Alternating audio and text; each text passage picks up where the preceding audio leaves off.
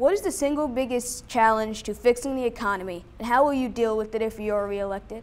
Well, the biggest challenge is that we just went through the worst financial crisis since the Great Depression back in the 1930s, and that happened in 2007, 2008, and into 2009. So we're still recovering. We lost 9 million jobs during that stretch, and now the economy is growing again. We've created jobs over the last 30 months, but there's still a lot of people who are out of work. So what we need to do is really focus on how do we create good jobs, and that starts with making sure all young people have a great education. We've done a lot to help schools all across the country to hire more and better teachers and to improve the curriculum and to make sure that you guys then can afford to go to college. That's a huge priority.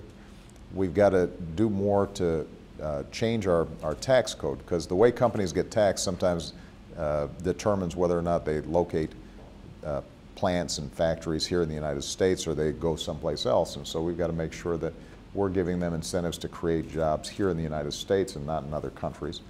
We've got to continue to invest in science and technology, because those countries that come up with new products, they end up having an advantage and are selling products around the world, and so that creates good jobs.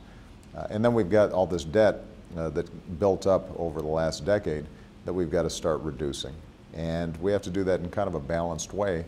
So we've got to cut programs that don't work, but we've also got to make sure that we're asking people who've been successful and who are wealthier to pay a little bit more in taxes along with those cuts, so that we're living within our means and we're not spending more than we have.